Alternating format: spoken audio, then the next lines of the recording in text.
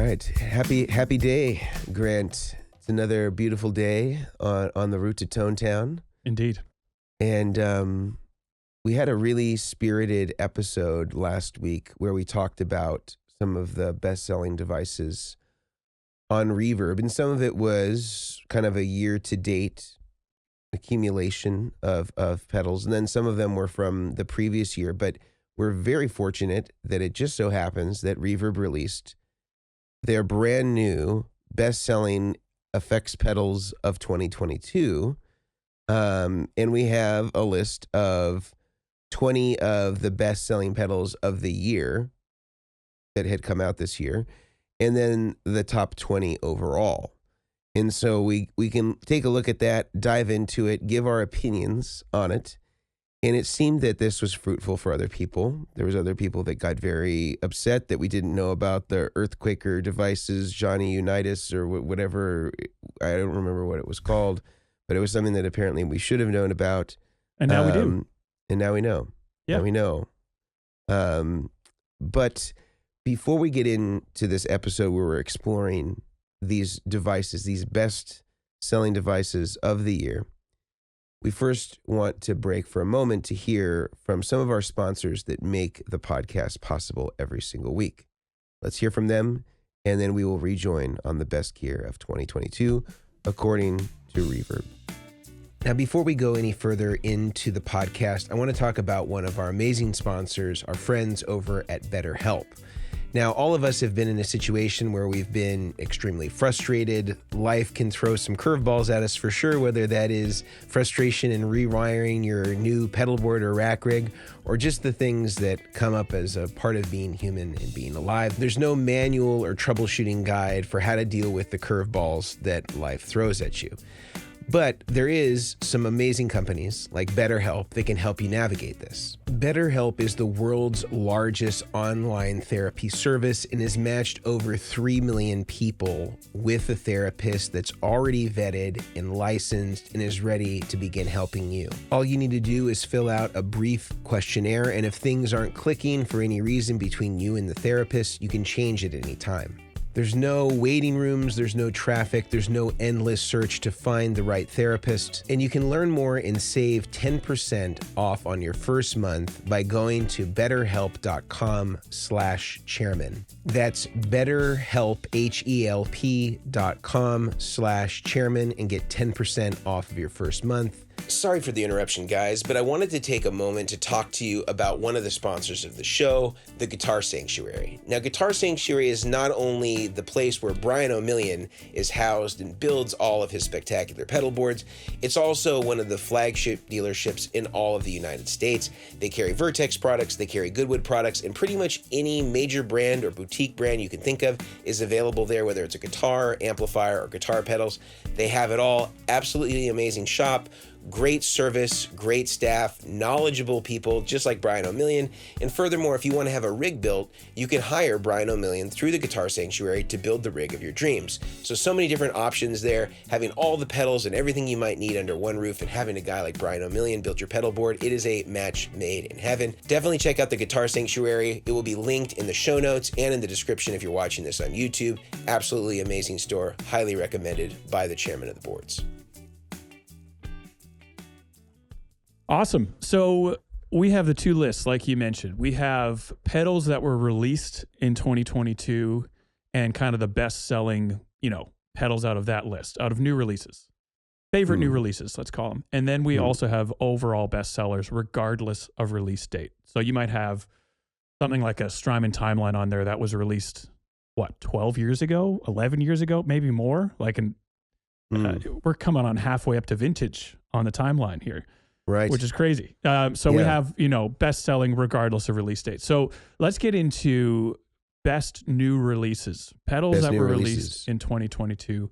This may be controversial, Mason, but right off the bat, I have to say with this list. Wait, should I share this so people, if you're watching on YouTube, you can see exactly the list. You can get a bit of a sneak peek and see where we're going here.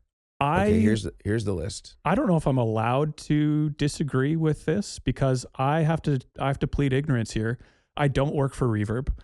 I don't actually know what the best-selling pedals are on paper, but I just don't think this list is all that accurate. And I think we should chat about it. There are a lot, regardless of my opinions, which could be wrong. Regardless of my opinions, the pedal list here, there's some great stuff. And like top of the list, if you're listening, number one, maybe we should not give away number one just yet. Let's go number 3, and we'll work our way down. Number 3, I don't necessarily disagree with. It is the new Line 6 DL4 MK2. So the re-release of the very, one of the favorite delay pedals of all time in the, what would that have been? Early 2000s, the DL4. Now they've done the re-release. It's beautiful. It's sleek. I have to be honest, I haven't played it yet, but I really want to. Yeah. The DL4 MK2 comes in at number 3. Have you had a chance to play with this one yet? I have, and I have the original one as well still. And these are good pedals. And the DL4 was the Strymon timeline of its day. Before the timeline.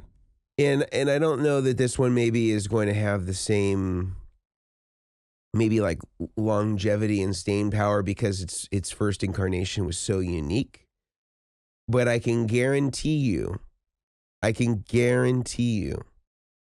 that this pedal in the industry has sold way more than number 1 and number 2 combined. I can guarantee that. Because when Yamaha makes pedals, who owns Line 6, they're not making a couple hundred. They're making tens of thousands. And I can guarantee you that there are not tens of thousands of Habits or Earthquaker device special cranker. There may be thousands. In the low thousands, maybe. That's being, I think, generous, because when you get up into especially with the Habit, when you get up into the $300+ range, the volume goes down. And Chase Bliss does sell, I think, a good volume of pedals. They sell thousands. They sell thousands for sure, but they're going direct. They don't have the same distribution, and that's a good thing for them because they get to keep more of the income. I totally get that. I don't think that they're producing anywhere near what Line 6 is producing when they make a pedal like this. It's just the DL4 is too ubiquitous, and the Habit is very, very specific, very fringe. So you have to find somebody who's willing to pay $350 for a guitar pedal. That's already a subcategory of person. And then you have to find somebody who wants the very specific sort of niche application of what the Habit does. And then that is another subcategory of that subcategory. The DL4 is sort of a very wide spectrum audience. It's already a very established sound, has a very established audience. Line 6 galvanizes a huge component of the marketplace. And even though you say to yourself, this isn't for me, the wider marketplace is definitely buying this pedal. Way more than the other stuff. Way more than most of the stuff on this list, in fact. So my thought then, playing devil's advocate here, maybe this is true to Reverb because Line 6, obviously they will sell through Reverb. They'll do their whole thing through their dealers and their network, but they will mostly on a new release send out a ton of pedals to all of the music stores, distributors all around the world, Reverb being a very small component of that. So is it possible that this list, going back on what I originally said, maybe it's just for Reverb and maybe this is accurate, but it does not, it's not an accurate representation of popularity across the industry. I'm sure it's 100% accurate for Reverb. I don't have any doubts about that. But I would say that the challenge here is that until maybe even a week ago or a couple weeks ago, when JHS did a video with Sweetwater where he went through whatever their top 10 best selling, or I forget how many pedals it was. There was no backstop for how accurate or how representative these sorts of lists were relative to the industry. And so to my knowledge, Reverb was the only company really putting something like this forward that was a place where, commerce of multiple different brands would happen under the same roof. And so I think a lot of people would look at this and would say, well, this is the number one best-selling pedal in the world is the Chase Bliss Habit. And that's not to say that it's not a well-made pedal or it doesn't sound great. I think it checks those boxes for sure. But this is such a slice or such a subcategory of all the different brands out there, which I think tends to favor Reverb released products. Like I can guarantee you, looking at number 12, here's the proof here. The JHS Overdrive preamp, I believe, was something that he sold as an exclusive or at least a launch on Reverb. And that's where you could buy it, or at least the specialty ones that he did. I can guarantee you that he sold way more overall, if you're looking at all of his dealers and all that stuff, of other pedals than of that. Yep. And maybe it's good to clarify for people that aren't aware, Reverb will partner with brands. So JHS will come to Reverb, or Vertex, as an example. I don't know if you've ever done this. Might go to Reverb and say, hey, I've got a new pedal coming. Do you want to partner with me and launch it? And Reverb will get it in front of their audience. That will help sales. They'll put it in front of the right people, and everyone profits from it. And that's not a bad thing at all. Mm-hmm. But it does skew the numbers, and it puts certain pedals in favor above others on the Reverb marketplace. And I think that's true, because if I look at 17, which is the Soldano SLO pedal, that pedal came out a week ago, and it's already in the top 17. Like I just Good don't. For them, man. Good for them. I just don't believe that it sold tens of thousands of units relative to everything else that's out in there. The last 7 days. It's a cool pedal. Don't get me wrong. It looks cool. It sounds cool. I can 100%, I can 1,000% guarantee you that a JHS Rat Pack launch sold way more than this pedal. Yep. I can just guarantee it, because Josh is so much more ubiquitous in this industry. And although Soldano has credibility, he only has credibility for most players that are like over 40 or 50 years old. Josh, I think, has kind of transcended a lot of different age boundaries. And when he come out with a Rat Pack, that thing is going to sell. I mean, just because it's JHS, it's going to sell a lot. Yep. He's done a beautiful job in creating an identity for the people that use his stuff. I can guarantee you that but he didn't do an exclusive launch on Reverb. So I think that there is, again, I'm not doubting the accuracy of this list, but I am saying, look at this list for what it is, and that it is not a representation of the larger, I think the Sweetwater list is a good list to maybe compare against. They don't do a best of, although I think it is something that I would encourage them to do. A lot of dealers don't talk about this. They don't want to, I think that they feel like they can't share this information, or that there's something taboo about it. But I think it is cool to see where there is alignment and where there's not. I think that just keep that in mind as you're looking down this list. Yep. I would say as well.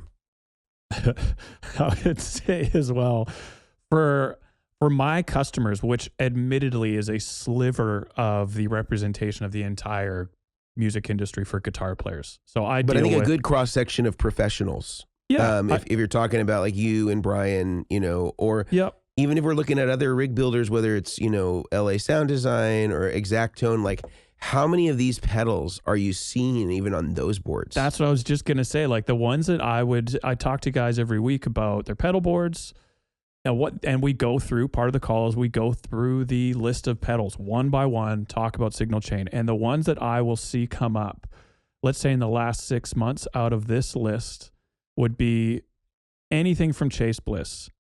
Number 5. But Habit is real specific. Like of Chase Bliss. I haven't seen a Habit yet. I haven't seen a Habit on one of our boards yet.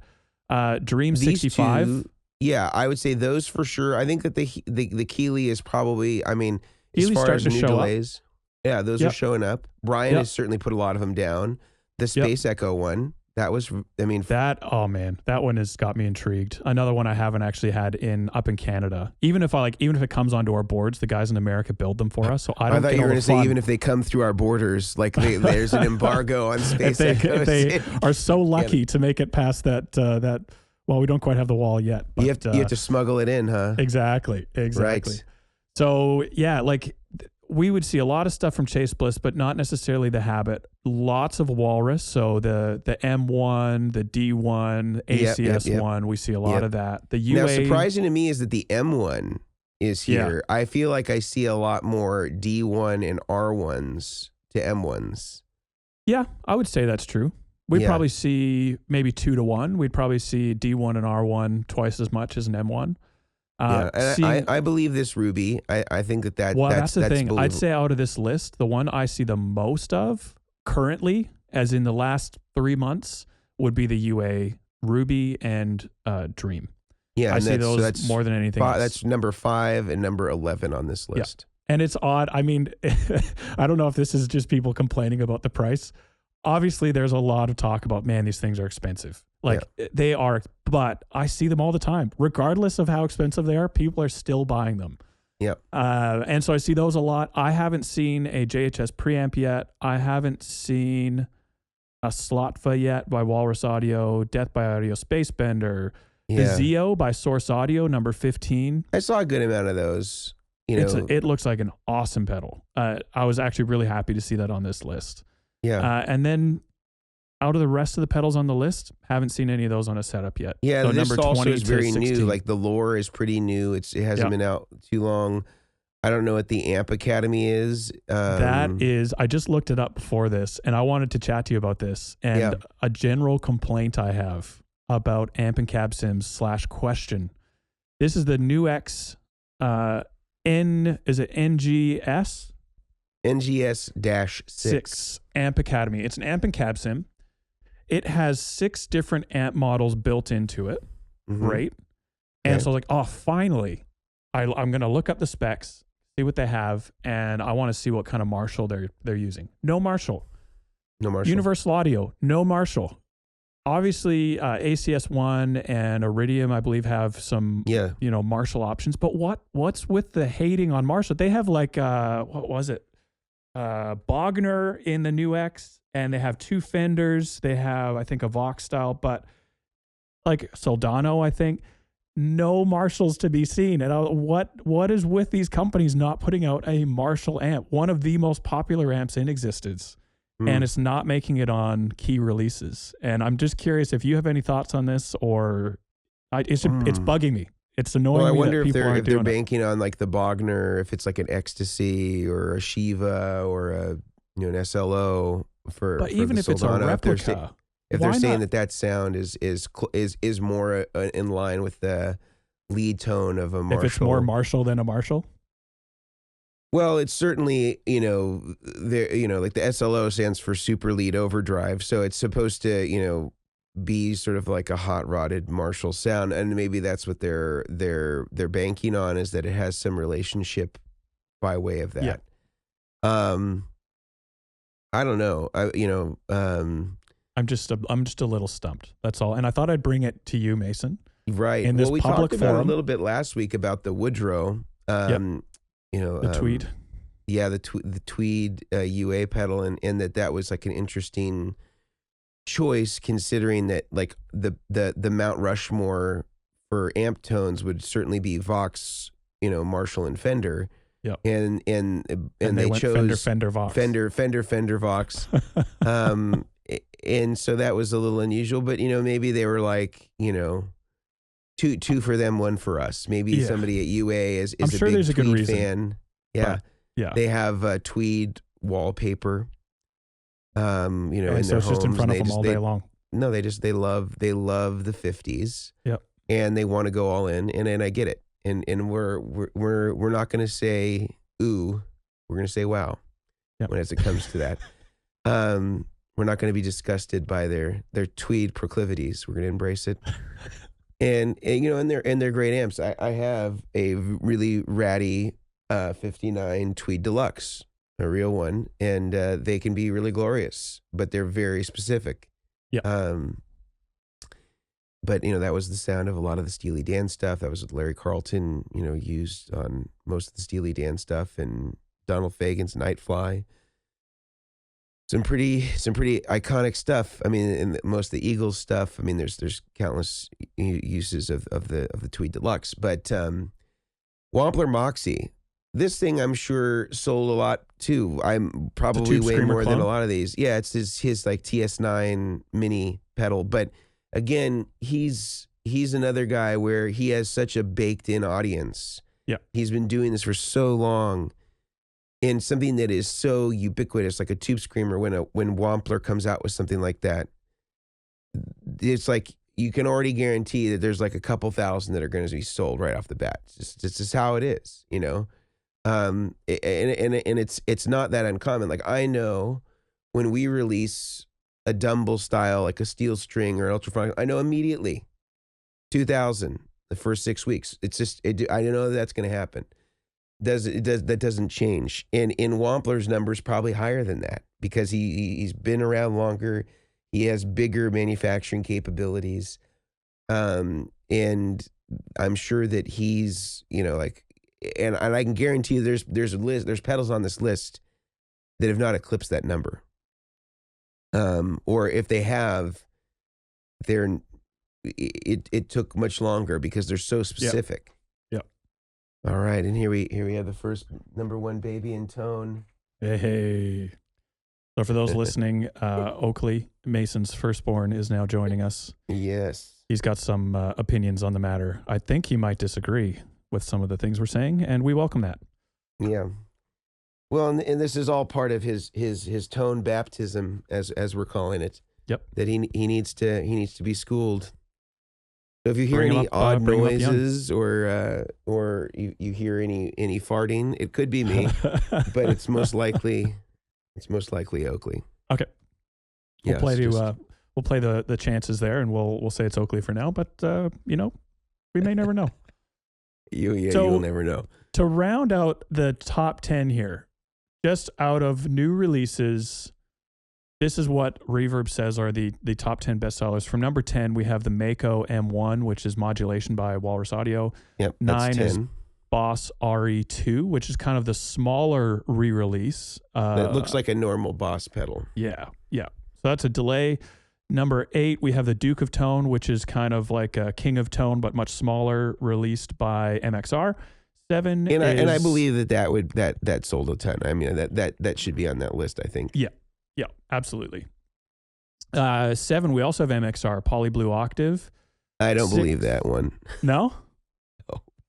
Okay. It's not as applicable like to every... overdrives immediately. I mean, here's one thing to clarify.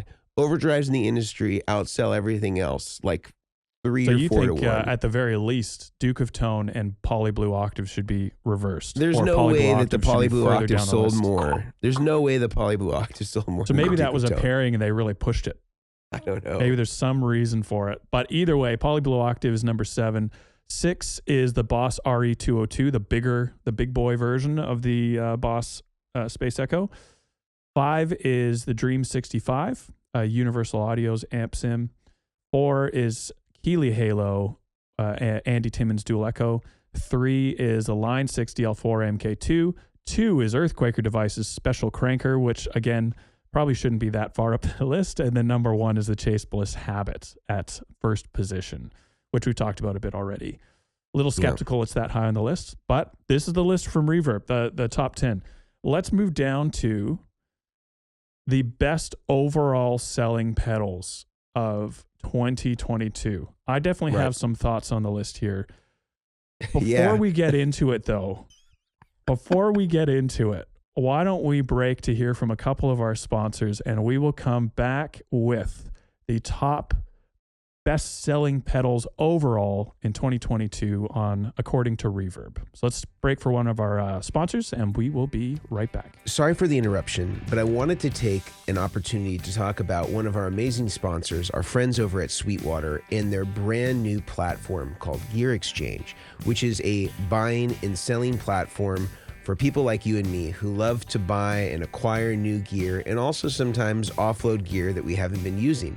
Now, Sweetwater has really designed this to really be optimal for your budget and also to really help support people that want to move their gear. Now, they have a really cool policy where normally if you sold any gear, you'd normally have to pay some sort of seller fee with ordinary selling platforms like Reverb, for example.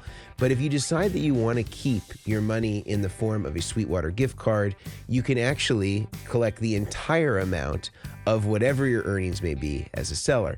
Now, right now it advertises that that's going to end as of October 31st, but Sweetwater is actually going to keep this going in perpetuity for the lifetime of the program, so that no matter what gear you sell as a seller, you will never have to incur a fee so long as you decide to keep all of the funds on a Sweetwater gift card. And if you're somebody like me, you're constantly buying new stuff from Sweetwater, whether it be guitar gear, pro audio gear, whatever it may be.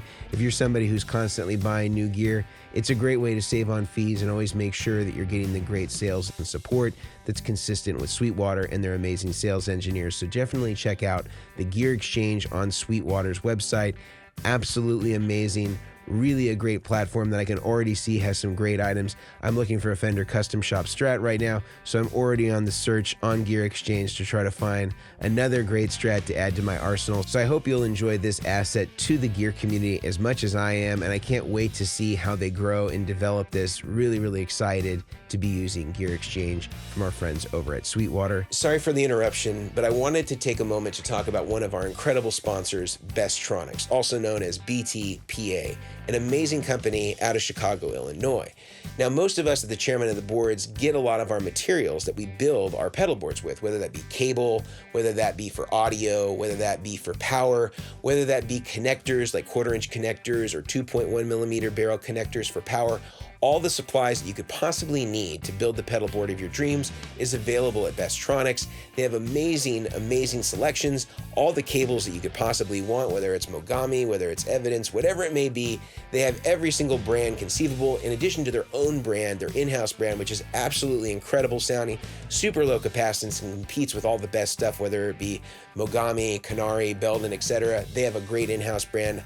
Highly recommended, and listeners get a special discount using the code DACHAIRS, DACHAIRS, just like the old show on Saturday Night Live where they talked about Da Bears being from Chicago, as Bestronix are. You can use the coupon code DACHAIRS and you can get 10% off anything in the entire store.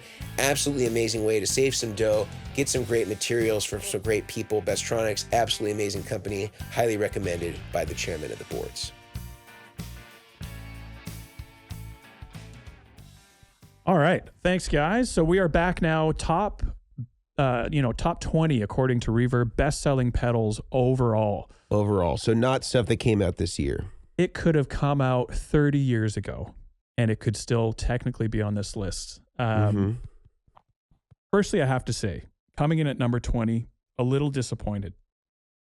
For those of you watching, you will already see this on the screen on YouTube. Number 20, this is probably a pedal in my mind. It's got a special place in my heart. I think it should be at number 1. This is the Ibanez TS9 Tube Screamer. I'm a big Tube Screamer fan. I know that for certain rigs, people just can't get along with it. It sounds great to me. It's pretty well known that the Tube Screamer descended from the heavens with Jesus. Right? It's a vintage pedal, and it's got a place in on a modern guitar player's board. It's stood if the you don't test have a of time. Tube Screamer on your rig, that makes you suspect. On many levels. Many levels. And so Tube Screamer, it's coming in at number 20. Mason, where do you think, if this was representative of the music industry as a whole, we have Boss, we have MXR, we have Full Tone, like all sorts of Line 6, huge names in the industry putting out pedals. Yep. Ibanez Tube Screamer, where do you think that list would be overall if this was I'm representative? sure that it's in the tens of thousands every year. I'm sure that in the overdrive category in terms of volume. Would you say top 5? I would say, yeah, it's easily. And I would say that, the SD1 also would be in that category because it's similar to it's basically Boss's answer to it. And it's a asymmetrical clipping version basically of a TS9 or a Tube Screamer. Doesn't necessarily have to be the 9. But I think that those are certainly some of the best sellers out there. I don't see how in the overall industry they're that low on the list relative to some of the stuff that's on here. Let me put it that way. And I would say as well, for any of you, if you don't have a tube screamer, the great thing about a tube screamer, Mason, feel free to disagree with me. Great thing about tube screamer, you don't really have to worry too much about the version type. You can get a tube screamer for cheap. It's going to sound great and you're good to go. You don't have to spend $300, $400 on a really boutique overdrive to get a great sound. A tube screamer is a staple. Yeah. And it does what it does and nothing more. And I think, so you don't have to look for a super expensive version. Just get a TS9, plug it in, and start playing. You'll be happy. Yeah. I'm in agreement. You don't. I've said this before. There's a lot of tube screamer perverts out there, and they will just go over the different versions and talk about the JRC, the magic 455. There's so many hangups, and you know what? It's still going to sound like a tube screamer at the end of the day. And a lot of these guys, they're not like recording the tube screamers and like listening to them and like blind testing them. There's like an emotional response where you almost feel it's like they have Stockholm syndrome, and the abuse is the amount of money that they paid for it, and then they feel like they need to be more loyal to that because they spent like $400 for like. You have to justify fill in the blank boutique tube screamer. Just get a TS9. Don't be a pervert. You're going to be if you like the sound of a tube screamer, the TS9 is going to spend $100 on it and just get an Ibanez TS9. Spend $100. It's 3 knobs and the truth. Let's do it, guys. I like that. Yeah. So that's number 20. I think that should be much higher. 19, we have the SD1, which you said is kind of Boss's version of that. Arguably those would be neck and neck with each other. Yeah. And then another company I thought would be on here more, especially towards the top, even on Reverb, because Reverb favors this brand, in my opinion, is Strymon. And Strymon only has, just quickly checking the list, 3 slots on the list. And they are all past number 5. Iridium is number 6. Then we have at 13, we have the Big Sky, obviously a great pedal. 15, we have the Timeline. Okay, 4 spots. And 18, we have the Flint V1.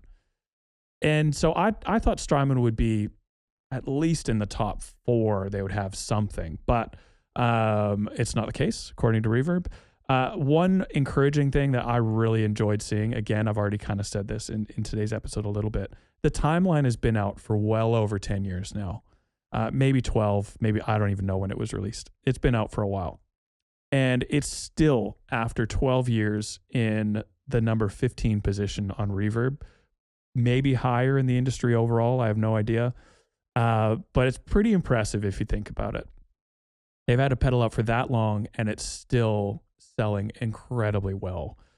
Something I aspire to. I would love to be able to say that about one of my pedals in the future. Currently, I don't have a Timeline-like pedal, but it's just really cool to see that. But people do say that the interfacer is the Timeline of buffers. Ah, there we go. See, I haven't heard anyone say that, but I will take that and I'm going to run with it. That's my new advertising good, slogan. Euphemisms like that. Like my cousin used to say that he went to the Harvard of the San Fernando Valley, which was Cal State Northridge. Oh, there you go. So yes. There can always be sort of equivalency in your sort of subcategory. Yes, yeah. Or in my case, kind of subcategory. Yeah, niche of all niches. So that's great. I'm pumped for Strymon in that regard. That the Timeline is still obviously doing its thing. What are your thoughts? Let's move up to top 10 here. Number 10, we have the Boss BD2 Blues Driver. One thing I'll say off the bat, your favorite pedal, first of all. I cannot connect with a BD2. But one thing I was surprised about, in this whole list of 20, there is not a single, correct me if I'm wrong, scanning, there's not a single Wazacraft pedal, which I was very surprised about. Shocking, because you know that those are selling. They sell so well. 30, 40, 50,000 units a year of just one model. There's got to be hundreds of thousands of those. So why is there no Wazacraft version on this list? Because they're probably, I wonder if Boss is also, like some companies deliberately restrict third-party resellers. So you could say, I don't want this product to be sold on Amazon. I don't want this product to be sold on Reverb. I don't want it to be sold on eBay. Yeah. You can only sell it brick and mortar or on your website. And so there's companies that do that are huge companies. And if they did that, automatically they would be omitted from this list. Yeah. Yeah. Fair enough. That's a good point. Yeah. And so that's another thing I'd say with this list is you take it with a grain of salt. It is by no means representative of the whole industry. It's representative, like Mason was saying, of a niche part of the market. So we have the Blues Driver number 10, a really fun pedal on number 9, which is the Digitech Drop, kind of like an octave pitch style pedal. And those are really good utility stuff too. Like if you have like a song that's like a half step down or a whole step down or whatever, it can be really handy to have. I am staunchly against doing that, as handy as it is. I do see it's like using a capo in essence, except you can pitch down. A digital capo. It's a digital capo that you can pitch up, pitch down. I am staunchly against it. Just for the fact, I think it trains you. By the way, did you see the capo that was released that was called the Baby Finger? No. It's been very, very controversial. This is not a joke. It just feels dirty. It feels terrible. It feels wrong. Like, why would you call something that? Marvin has made a capo that is called the Baby Finger. And it has come under a lot of scrutiny. I also didn't notice. I think it should. I don't know if there's a capo list that Reverb's going to come out with, but wondering if it made the list. Oh, yeah. No, haven't heard of the Baby Finger. It both feels wrong to say, and it feels like it'll break. As Oakley sits here next to me. Exactly. Treat your baby's fingers with respect. There was no babies that were harmed. Also, there's no babies in baby back ribs, Oakley, just so you know. They don't take the backs of babies. Oh, no. Just so you know. So the Baby Finger. Yeah, so I'm staunchly against the Digitech Drop because I feel like it trains people in bad habits. I think you should learn how to play in different keys rather than get a pedal to do it for you. And that's you definitely don't want to hear your guitar acoustically, because if you do, it's going to really mess with you. Exactly. And that's like, I don't know if you've ever been in this scenario, but like playing with a keyboard player and they're on, the venue specific keyboard, and it's like, all right, we're going to play this song in B flat. Like, I don't know how to play it. I don't know how to transpose down to B flat on this keyboard. And they're in, the middle of playing a song or a gig or whatever, and they can't do it because the transpose button doesn't work. In my mind, that's the same thing as using the Digitech Drop as your transposition method. Just my opinion.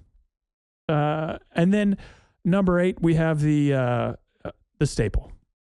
I would hope this would be everyone's first pedal. Oh my God! This TU3, Boss TU3, that's going to outsell everything. That's like one of the most sold pedals of all time.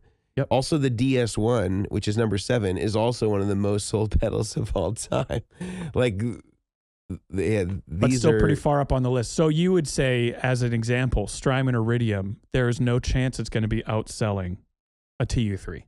It's just too expensive. I mean, so the thing about and I'm not an expert in this in everything to do with sales, but there's a correlation between the price of something and the volume of something.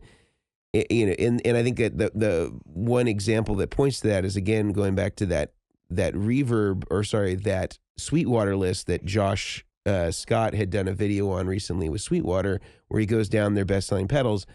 A lot of the top ones were Behringer because they're very inexpensive, and there is a correlation between volume and the cost of the products. Boss pedals are just, especially when you're talking about DS1 and TU3, what's a TU3 maybe now is over $100, but for a long time that was like $99, and you could often get a DS1 for like $49 or something like that on discount at a Guitar Center. Like, these sold tremendous. These were a lot of people. A DS1 especially was a lot of people's first pedals. Yep. Still is. They sell a ton of them. SD1 was one of my first ton ones. of them. Yep. What's that? SD1 was one of my first ones. Similar kind of concept. Just cheap. Yeah. It's overdrive. It's your introduction into the market. Yeah, absolutely. So yeah, it is an interesting list. And I'm the first to say I could be wildly wrong with my opinions, but it just doesn't quite seem as accurate as what I would think the industry would accurate represent. for Reverb, but maybe not accurate for the world. Yeah. So yeah, we have the Iridium ACS1. Oddly enough, Walrus Audio ACS1 is not on this list, and I would say per pedal board, again, just representing the customers I deal with, I see more ACS1s these days than I do Iridium quite easily. Hands down, would see more ACS1s than Iridiums. But as according to Reverb, Iridium is on the list, and ACS1 by Walrus Audio is not. Not even in the top 20. Very surprised to see a Proco Rat this far up the list. I do not believe. I mean, I'm glad that it is. It's a great pedal. Not one that I connect with, but I still believe it is a great pedal. Definitely has its place. But I just don't believe that people are buying more Proco Rats than they are anything from Boss. Anything from MXR, all that type of stuff. But here we are. Proco Rat is on the list. Are you a Rat user, by the way? I am not. No, I have a full-blown infestation here. Okay. Of the pedals or the vermin? Yeah. Well, they can be interchangeable. Fair enough. No, I have quite a few different generations of Rats. I even bought the Lil Rat, which it kind of sounds like a rap name when you go LIL. Yeah. Yep. I got the Lil Rat. Yep. And I like I think that they're great. I mean, let me put it this way. I think that for most people, like trying this pedal out in a guitar store, it's not going to be most people's taste, especially if you play like me, more like blues kind of stuff, more fusiony stuff. It can be a little harsh, but I have to say, and recorded, it really works well for a lot of stuff. And so I end up using it a lot when I'm doing videos or I'm doing, guitar recording. I think it sounds really good for that. In the room with it, it could be a little bit harsh, and I think a lot of people get turned off to it because of that. But certainly, the pedigree of songs that it was used on and people that have used it, it's a pretty illustrious list. Would you say that Oakley is pro Rat, or is this the sound of someone that's saying, "Dad, it's time to shut up. Please stop talking about rats"? Oakley, say something if you endorse the Rat. Oh yeah, okay. It seems lukewarm. There wasn't like an immediate response, so I'm going to say Oakley's he's kind of playing no the fence a little bit. Hey, yeah, fair enough. Oakley's a no on the Rat. Okay. Sorry, guys. One option for people. I know a lot of people are aware of this pedal, but one option, if the Rat is a little too on the nose for you, is the 1981 DRV. Yeah, it can tame it down a little bit. Well designed, sounds great. Definitely more on the boutique side of things, so it has a bit of a higher price tag. But it's kind of like a Rat for people that don't like Rats, but maybe want to. It'd be a Rat for me. And so that can be an option as well if you want to get if you want to step 1 foot. If you want a gateway Rat, I would say it's a the domesticated Rat is I think what we're really saying. Yeah, it's well groomed, gets haircuts once a week, it's washed. Yeah, good option. Yeah. Number 4, I have mixed emotions about this multi-effects unit. Do believe that it sells incredibly well because it obviously does. I am 100% sure that this outsold most of the stuff in the top 10. Yeah. Which is the Line 6 HX Stomp. I love the functionality, the options on paper. The specs of this pedal is awesome. You can run, 6 blocks, 7 blocks, 6 blocks at a time. So 6 different algorithms, sounds, all that type of thing. Very powerful pedal. Again, talking about things that we connect with and don't connect with, I do not connect with Line 6 algorithms as a whole. Kind of had their take on delay, their take on chorus, reverb, all that. There's some good sounds in there that I like. But the thing that is not on this list, but is released in 2020, I don't know if we'll spend much time on this or not, but would love to get your thoughts, is the Eventide, their new pedal, H90. Oh, the H90. Yeah. It looks like the thing that, my only concern or my only question is why didn't they come out with this years ago? I guess they were trying to make sure they ran out of track on the H9. Yeah. And I think it was a complaint that a lot of people had where like there's a lot of boards, because when I was still doing boards, these were around that would have multiples of them to perform this very function that kind of the H90 does. And I think also they improved, of course, the display so that you can do more programming not on the phone, which is nice. I think my understanding though, and I haven't gone through all the specs, is that it still doesn't have an analog drive-through, which isn't the end of the world. But if you're using wet effects like I do, which is primarily wet-dry, you then absolutely need to use a mixer in order to ensure that you're not having any weird phasing challenges associated with the latency of the non-analog dry. So that's one challenge of it. But if you weren't using it like that, it wouldn't be consequential to you. Yeah, it wouldn't be a problem. Yep. Or if you're using it in the loop or whatever. Or I think even on that one now, you can use like part of it in the loop and then part of it in front of the amp. So you can kind of have positions, it both ways, and you can have it in stereo in the loop, in mono in front of the amp, which is cool too. Yep. And so, like as an example, I love the Eventide algorithms. I think they sound incredible. But HX Stomp, such a great pedal. The amp and cab sim on HX Stomp, disappointed it was not on the new H90. No amp and cab sim, although they don't really do that. That's not really their thing. Fair enough. But the amp and cab sim on HX Stomp, I have multiple customers, time and time again, that will use HX Stomp, which is multi-effects. Any effect you can think of, HX Stomp probably has it. And they'll just use it for amp and cab sim. And I can't fault them for it because they've done such a good job with it. It sounds really good. So HX Stomp is on number 4. Number 3 is Earthquaker Devices Plumes, which, you know, I see that come up a decent amount. But I don't believe it would be a number 3. Right? It's their answer to a tube screamer. Question. Is that what it is? I think so, which surprised me because I'm 100% sure that the TS9 sold more. Yeah, I would agree with you. I would agree with you. Got my hair pulled. Yeah, so we have the Plumes. Pay good money for that. And then number 2, we have the Keeley Compressor Plus. I mean, when you think Keeley, the first effect that comes to mind for me is 3-knob compressor. Oh, I think it's 2-knob. Well, okay, so you're going even a step further. For me, when I was first aware of Keeley, it was the 3-knob compressor. And so compressor and Keeley to me they're kind of a match made in heaven. And so I'm happy to see Keeley up on the list. He started the Ross revolution. There you go. So I mean, like, I think it makes sense that they're on the list. Again, in position number 2, I don't know. Keeley makes a lot of pedals. Keeley makes a lot of pedals. I mean, I'm sure that some version of his compressors are that one I don't find to be unbelievable. Like that I believe. I believe that his some variation of his compressor is out on there. The list. Yeah.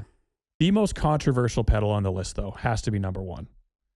Yeah. And I think before we get to number 1, we should take a quick break to hear from a couple of our sponsors. And we'll come back and tell you why I think this is the most controversial pedal that we will talk about today. And we will be right back. Sorry for the interruption, folks, but I wanted to take a moment to talk to you about one of our amazing sponsors, Creation Music Company. Not only do they make amazing, beautiful pedal boards, but they also have started making their own 1/4-inch plugs and used exclusively by Brian Omilion of Omilion Audio. They have their mini cakes, which are low-profile pancake plugs, as well as short, straight plugs that really compete with any of the greatest and lowest profile short plugs out there. Great for pedal board switchers, and again, that's why guys like Brian Omilion use these plugs exclusively, and listeners get a special discount code. Using the code Chairmen15 is going to give you 15% off anything in the Creation website. You can get that discount, get whatever you need for your next pedal board, a pedal board surface, your plugs, whatever you're going to need to build the pedal board of your dreams. Creation is going to be able to help you do that. Head over to their website. That's going to be listed in the show notes, as well as the description if you're watching on YouTube. Creation Music Company, absolutely amazing stuff. Highly recommended by the chairman of the boards.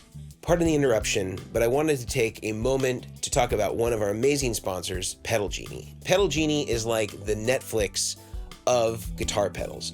Basically, you can sign up for their service and get whatever pedals that you want sent directly to your door so that you can experiment, try out whatever pedals that you might want, the newest, coolest, latest, and greatest pedals, and you have no obligation to buy them like you would from an ordinary dealership where you'd have to go in, you'd have to buy the pedal, try it out at your home, and then have to worry about getting it back before the return policy expired. There's none of that with Pedal Genie. You simply select the pedals that you want, they send the pedals to your home, you get to check them out with your own gear, and then you can send them back to them when you're ready to try out some new stuff. Really cool system, very simple, and for the first month, listeners get an exclusive Chairman of the Boards discount, which is 50% off your first month. using the discount code BOARDS, BOARDS, gives you 50% off your first month with Pedal Genie. Absolutely amazing service, highly recommended by all of us here at the Chairmen of the Boards. All right, so we're back to overall on Reverb's list. We've talked about the overall best-selling pedals according to Reverb, regardless of release date. And number one is one that I have a theory on, but I struggle to believe is in first position, and that is the Hologram Electronics Microcosm. And the reason that I do not have any issue with this pedal, I love the aesthetic of Hologram. It's a fun pedal. The sounds of Hologram, like overall, I love what they do.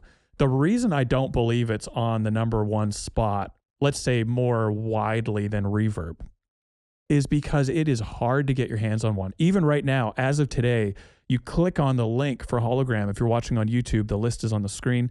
You click on the link for Hologram and there's none listed. You can't get one on Reverb. And so that is, in my opinion, it kind of backs up my theory here. Are there some available now? There's two. Okay. $4.99. When I clicked earlier today, there were 0 listed. There's one that's new. Okay. We got one new and one used. So very hard to get. And it's been, ever since their release date, it's been stand by for the next batch. None available right now, but wait in line and you'll be able to get one in 4 weeks. So you'll be able to get one in 6 weeks, whatever it is. And so my theory on why it's number one, I think a lot of people are buying them when they're available, trying them out for a little bit, and then potentially reselling them. And then the next person buys it because it's not available, reselling, selling, buying, selling, buying. And so I think this represents maybe, as we know, this represents the sales of Microcosm on Reverb, but does not take into account if it's a new unit or a used unit. And I think they're just being cycled through the Reverb market because people know people want them. So you can move them along very easily, potentially at a profit.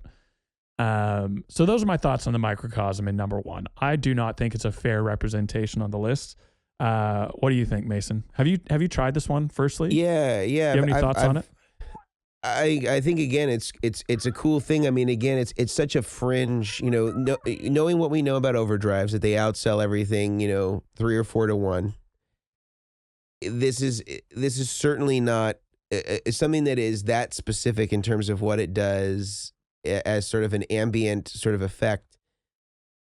I mean, I'm frankly surprised it even made this on Reverb, but this number on Reverb, but it did. And again, this is not saying it's a bad pedal. I think it's really cool, and I think it's frankly really unique. I think the design element is really cool. I think it looks great. I think it has a ton of things going for it. I just don't see this as being a staple on anybody's rig. I don't see it being a tube screamer on people's rig. I don't see it being, a morning glory, on every, like something that any rig could use. It's so specific. And the majority do use as far as the overdrives. Yeah. Yeah. So it's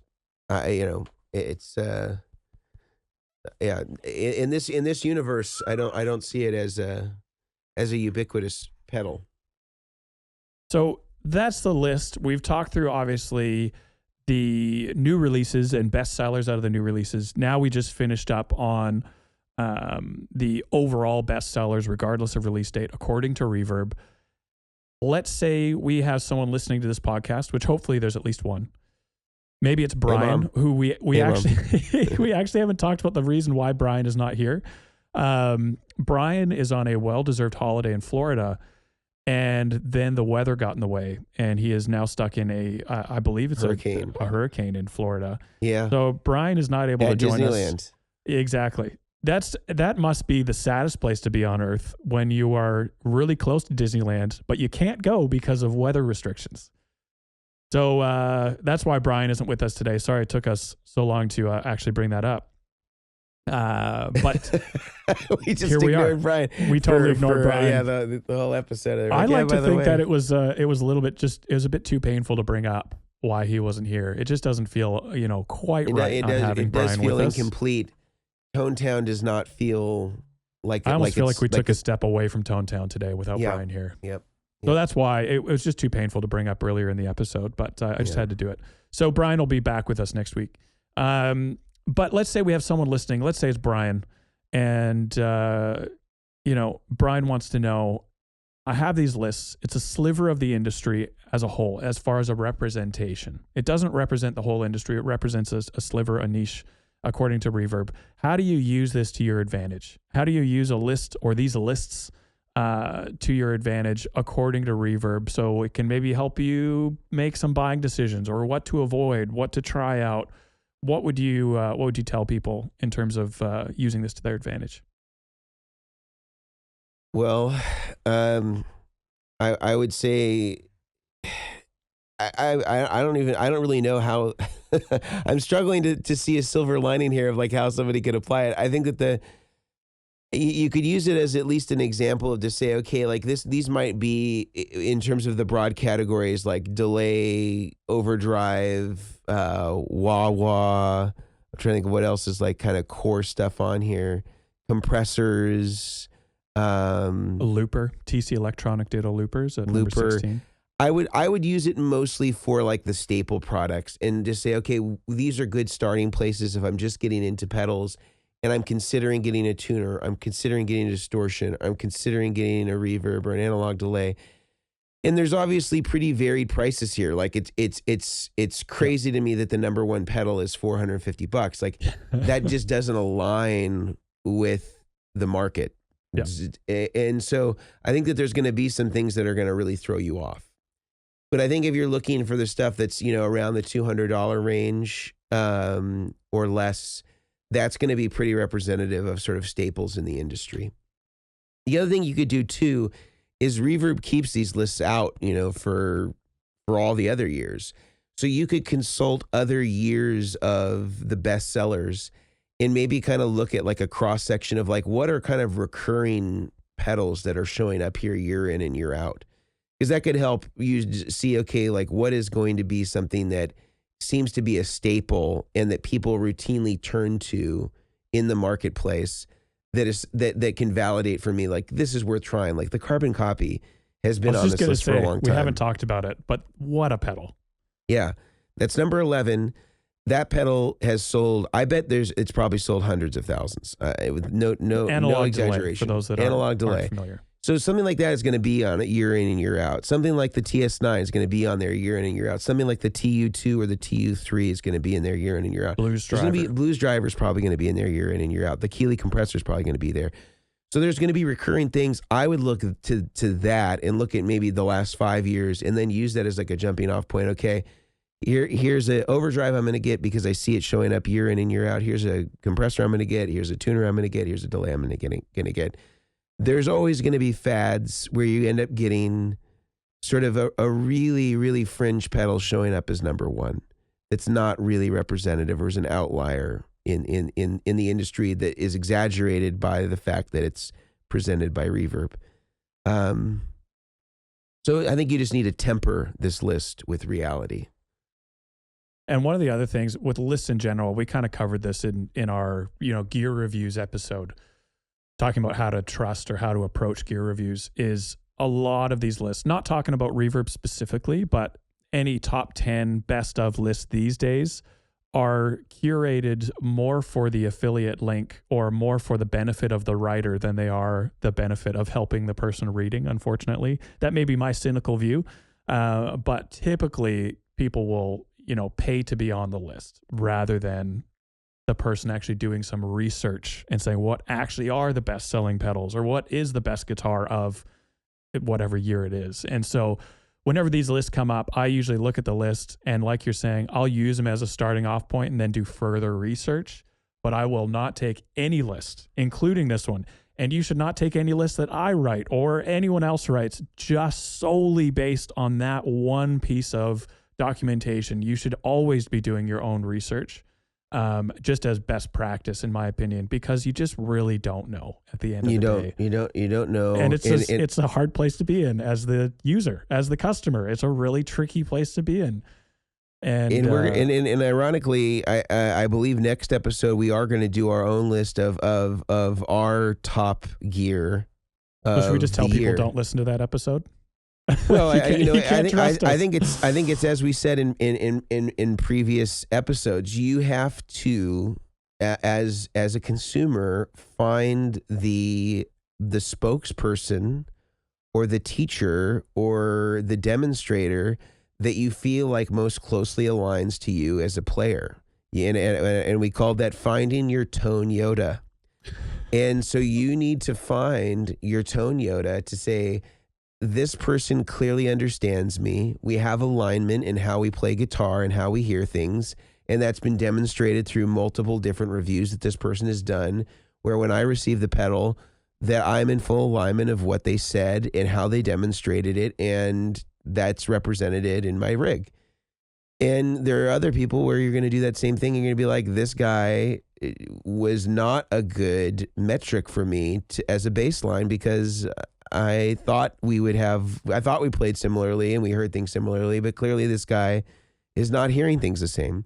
And I think you have to give like some margin of error. There's probably going to be taste, and things like that work into it. But if somebody can be right for you, let's say 70 or 80% of the time, it's a pretty good metric that, is certainly worth, buying a product based on that review if you have that close of alignment. So I think the bottom line is find your tone Yoda and temper, top 10, top 100 lists like this with reality, and look at where you're seeing recurring products showing up over and over and over again.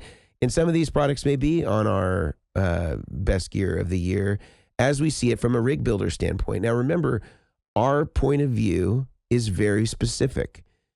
We, and when I say we, I mostly mean Grant and Brian, are building pedal boards for professionals. So not only are we vetting pedals on the level of, are these good pedals, but do they actually work as parts of a whole?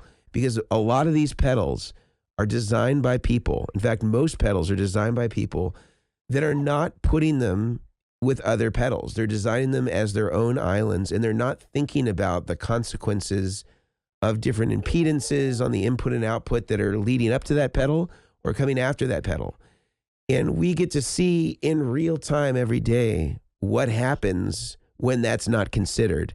And the pedals that are actually working well as parts of a whole, that is a whole nother level of pedal that's different than this list. And so our recommendations are going to be looking at those sorts of things and considering those sorts of things. So I think in a lot of cases, rig builder advice is sometimes even more important than top 10 lists, because these pedals are vetted another level beyond what the gear review can do. Just saying. And I'll also say, as far as chairman of the boards goes, and a lot of other gear reviewers out there, they will be very clear and upfront if this is we're being paid or the person gave us this gear and now we're talking about it, versus like today, no one on the list, as you can probably tell by some of our comments that maybe weren't as favorable, have paid us to mention their products. This is just our opinions, unfiltered to a degree. I try and talk quite positively about any person's gear as much as I can. But if there's something that, needs to be addressed and, this is a flaw or this is an issue, we'll bring it up and we'll be honest about it.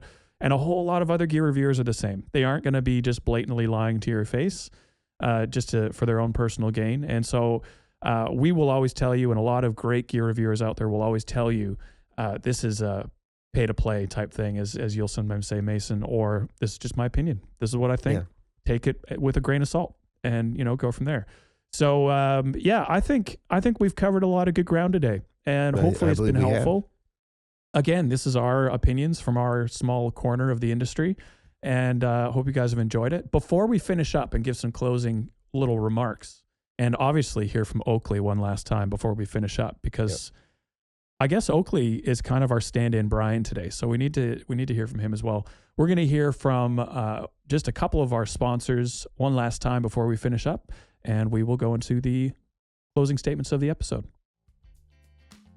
So sorry for the interruption, guys, but I wanted to take a moment to speak to you about one of our amazing sponsors, Mono. Now, if you know anything about the guitar case or just case game in general, Mono has been among the high watermark of all companies in the industry at protecting your gear and giving you some really useful advantages over all the other stuff that's out there with specialty compartments and just really well-made stuff. I use one of their double gig bags, and I often will take 2 guitars in that, and it's just an absolute lifesaver, not having to carry 2 hard cases, but really getting the protection that those hard cases offer. And it allows me to just throw it in the back of my trunk, allows me to be able to get it to the gig, not have to have extra weight due to hard cases. Just a really, really great piece of equipment. And it's that way for anything from Mono, whether you're talking about their great pedal boards, which Grant from Goodwood Audio uses very frequently and are very good quality, in addition to the cases like I would use for my guitar. Absolutely amazing stuff. Highly recommend Mono. And you can get 10% off anything in their store by using the coupon code Chairmen. So head over to Mono's website. It'll be linked in the description and in the show notes. And use the coupon code Chairmen. Get 10% off anything on their website, including the great cases, the great pedal boards, and all the other supplies and goods that they sell over there. Before we wrap up today, I want to again thank our sponsor, BetterHelp, for helping make this podcast possible. Again, BetterHelp is an amazing service that allows you to have therapy in the comfort of your very own home. Again, as I said before, sometimes life will throw at you curveballs, sometimes building pedal boards will throw at you curveballs. And BetterHelp is there to help support you make your way through the complications that just arise as part of being human. And if that's something that you'd be interested in, BetterHelp has the largest network of therapists, over 3 million matches between individuals like you and me, and licensed and vetted therapists through BetterHelp. It is incredibly affordable compared to the ordinary therapeutic models that many people might institute, the old school way of going into a therapist's office. There's no waiting rooms, there's no traffic, there's no commute. You can do it all from your very own home. All you need to do is fill out a questionnaire to help match you with the best possible therapist, again, for what you're looking for. And on top of that, you can save 10% on your first month by going to betterhelp.com/chairman. And again, you'll get to see why millions of people choose to get their therapy in this format, again, through our friends over at BetterHelp.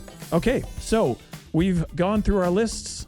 We have summarized, what lists you should trust, maybe what you should consider when looking at a top 10, top 20, best-selling, best of type list when you're looking into gear reviews.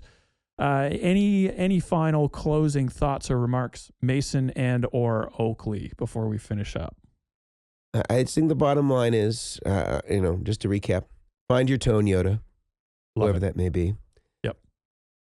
Use other lists of best-selling or top-ranked gear, or even just use multiple years of Reverb listings to validate good choices if you're getting into pedals. And I think for a lot of you, you probably already have some facility in understanding pedals that work for you, pedals that don't. And so, this you may already have the same attitude when looking at a list like this, is that you're gonna temper it with your own experiences. And I think that we just have to recognize that this is a subsection of, what's out there, and it's specific to Reverb, and that is not representative of the industry. And I think, again, we can clearly see that just by way of the Sweetwater video that Josh Scott did, where he went through their kind of top sellers of, and there were a few things that were common on this list, but mostly not. And Reverb is a $1 billion retailer that is selling a lot of pedals and focusing explicitly on new pedals. And again, I don't think any of these lists can be taken in isolation and said this is the truth, but I think that we look at a combination of the two, and we start to get a little clearer picture of what's out there. So I don't think we can rely too heavily on any one list. I think we use them as indicators and markers, and we hope that people will be able to take that information and then make a judgment call of their own.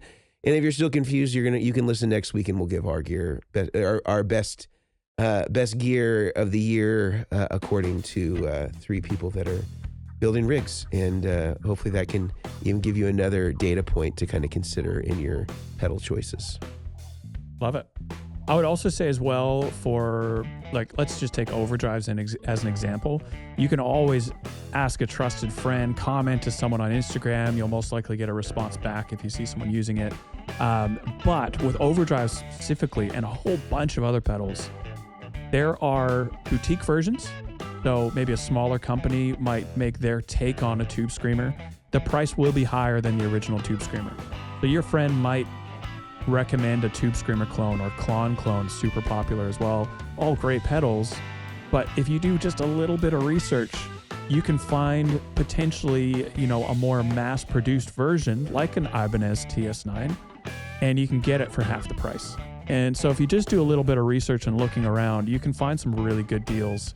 It might not be the popular sexy pedal of the week, but as far as tonal, aspects are concerned, you can save a whole bunch of money by doing 5 minutes of research. What is this pedal based on? What's the original circuit? And it'll be probably one of 4 circuits most of the time that you're going to find. And you'll be able to find that pedal for literally half the price. If you don't need to have that boutique version, you can save a whole lot of money and get all of the tones that your buddies are getting, and you'll be in a great spot, both financially and tonally. Right. Yeah, you don't have to be a Tube Screamer pervert, as we talked about earlier. Exactly. You've got a lot of good sayings this episode, Mason. I just want to say thank you for that. Tone Yoda, don't be a Tube Screamer pervert. There's a couple other ones. Just really appreciating that. Want to give credit where credit is due.